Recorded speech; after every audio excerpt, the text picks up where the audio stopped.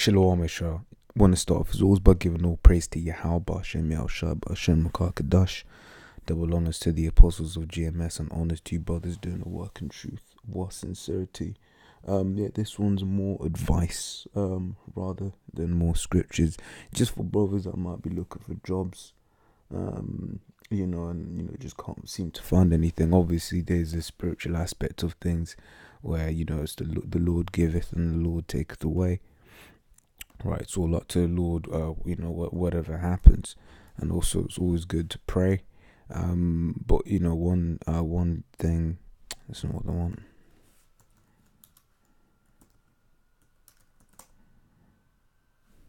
It's in Job. Where is it? It's not even bear with me. Lord. Show the Lord. But basically, when you read, forgot roughly how it's worded. You read the book of Job, it talks about how the Lord gives and the Lord takes away. So yeah, sometimes you won't get anything because it ain't of the Lord's will.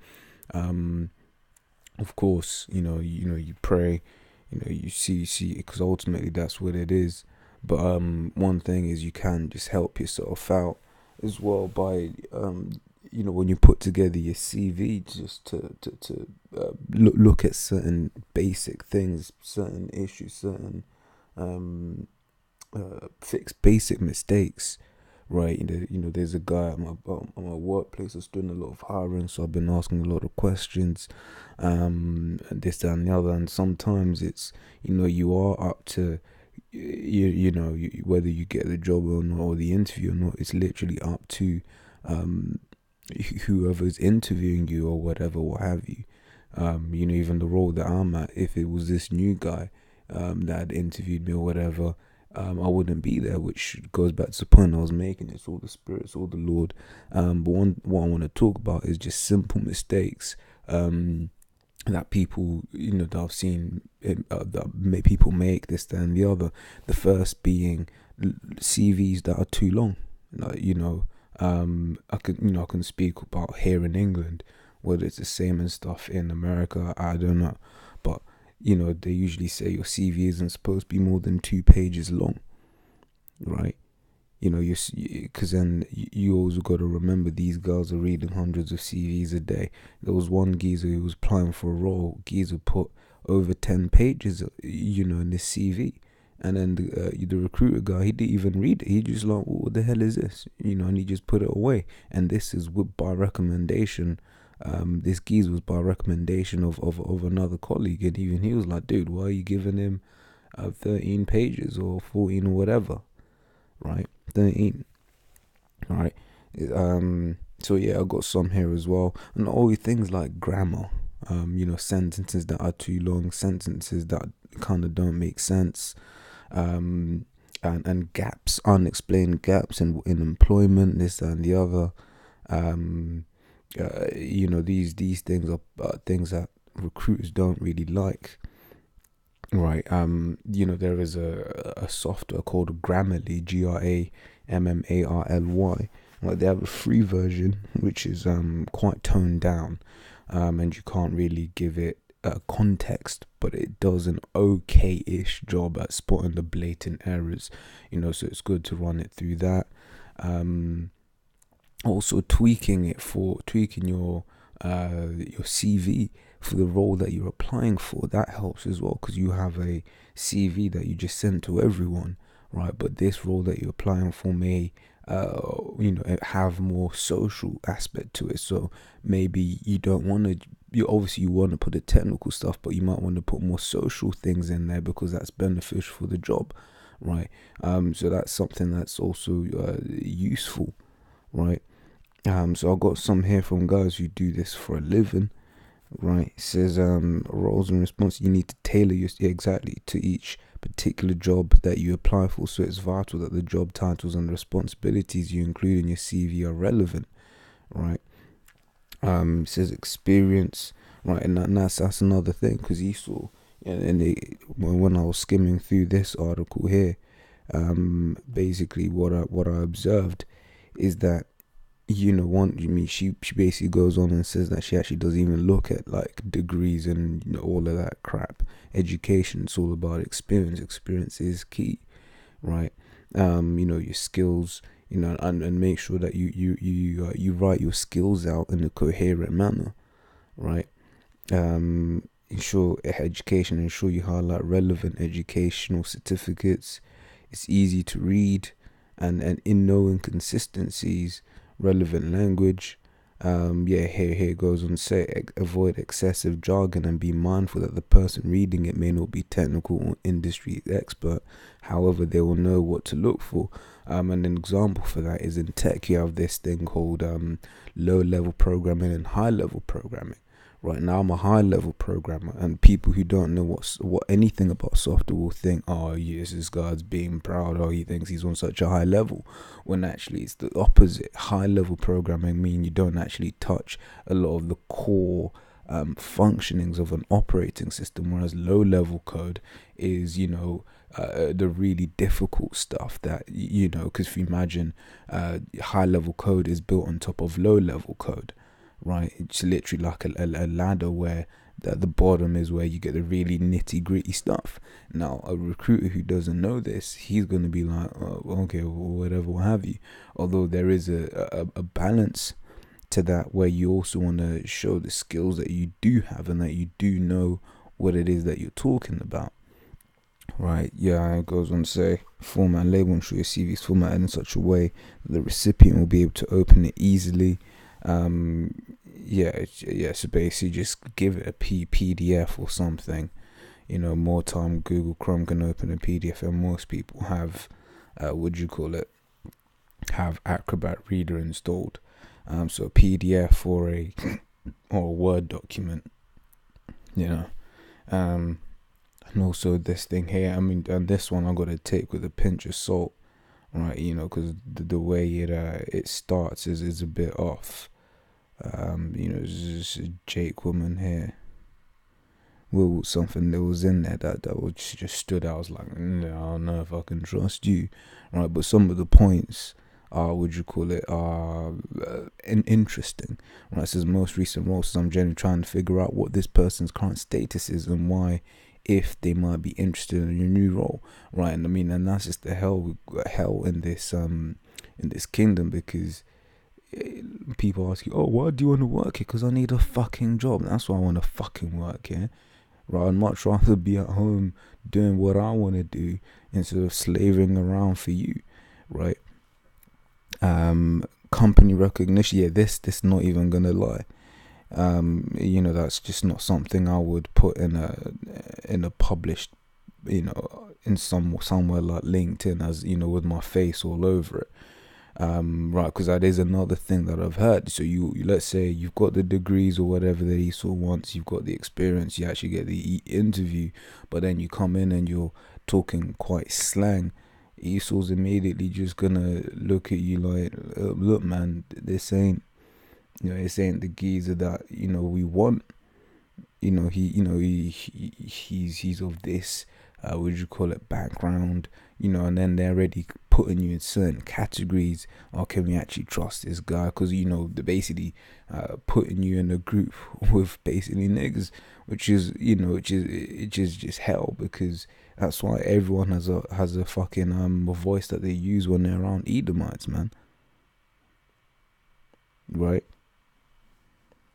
But yeah, that's just the hell that we're in. Right. So if you've worked at a big company, then immediately that's of help. If you've not, then it is what it is. Overall experience, that goes in there, and putting in the right keywords. So if you've got, like I said, and this goes back to also the role that you're, when I was talking about tweaking your CV to the role that you're applying for. If you're applying for given this example here, like a software engineer for iOS, right? She's saying like, look, you got to have iOS and Objective-C and all of that kind of stuff in your CV, right? And then, like I said, talking about the gaps in your CV, people, they're gonna be like, why was there a gap? This, that, and the other. Yeah. Yeah. No, so basically, yeah, and then she said that she'll only read it 25 seconds to go through a CV. Doesn't really pay attention to education or fancy formatting or cover letters, this, that, and the other. But obviously, these things depend on what you're applying for. Right? And obviously, if you look, Spirit has it whereby you do get certain interviews. You also got to think about how what do you call it? You also got to use your skills as Jacob. You know, is he not rightly called Jacob, as he so shouted out? Because we're supplanters at the end of the day. You see, let's say in London, you have like Cockneys, right? If the geezer interviews in your Cockney, might want to chuck in a bit of Cockney, right?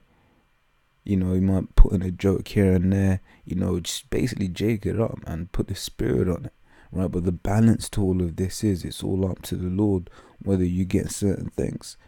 For instance, for me, when I was applying for certain, for the job that I'm at now, I've been there for a while now, but I applied to several different companies, and the only one that actually got back was this one, and it was the best one that I applied for, right? The one I was, least expecting to get, right? So it's all the spirit, but there are simple things you can do to just help you out.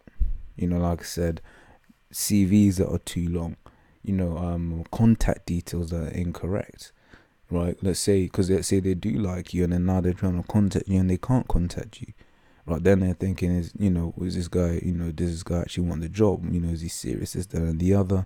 Like I said, so CVs that are too long, CVs with grammatical mistakes, right? Like I said, you can check Grammarly.com. The paid package is actually quite expensive. But like I said, there is a free one, and what we do use a paid one. I don't 100% see, it's with how much difference it makes. I've got to say that, considering the price anyway. But things like that just allow you to have, basically spot the blatant mistakes. Things where, for instance, words that are one word but you've written it as two, or things that are two words but you've written it as one, vice versa.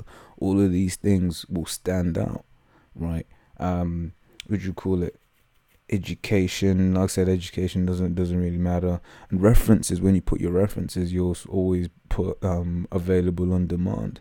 I've heard certain situations where it's like, people will hear, will see the put references in there. So then now they're calling your boss at your current job, and then you've not even left that job yet, right? What also helps is to keep your online presence clean, right? So you're putting your full legal government name there. What happens when they Google your government name, right? You've been hearing about all of these guys getting, found on Twitter and Facebook or whatever, saying some stuff they don't agree with, right? As in the business doesn't agree with. So obviously that's something to take care of. So let me try summarize once again. So CV that's too long, spelling mistakes, contact details that are incorrect, information that isn't relevant for the job. All these are things that could be, could be messing up your chances. But like I said, as the disclaimer, it's all the spirit. You just got to pray that the Lord, bless you with that job or with a job or whatever. And in the time while you're not working, you can use this time to study, get deep on the scriptures, right? And brothers have been through those periods of time where they're not working, right? And then they've just gotten deep in the scriptures, right? One of the elders at our camp, he basically made that statement. It was like, so I forgot exactly how he put it, but he was talking about how being jobless is great for this truth. Right, so use the time wisely, and pray to the Lord, right? And the Lord will deliver, everything in its due season, right? Because you just get this. Ecclesiastes 7:12 says, "For wisdom is a defense, and money is a defense," right? And money is a defense. And one thing I've been trying to do is to actually have some savings, right? Obviously not in the sense of, staying in this place for a long time. We all want the Lord to have come yesterday, right? But you always got to understand that the prophecies have to be fulfilled, right? And like I said, although we wanted them to be fulfilled yesterday, right, we still have to wake up and pay bills tomorrow, and pay bills, and do what we got to do until the time that the Lord comes back, which is why the scriptures say money is a defense, right? So, but the excellency of knowledge is that wisdom giveth life to them that have it, right? So the first thing that's first is truth, and then you got to do what you got to do, to get your daily bread. And that's the Lord's prayer, Matthew 6, "Give us this day our daily bread," right?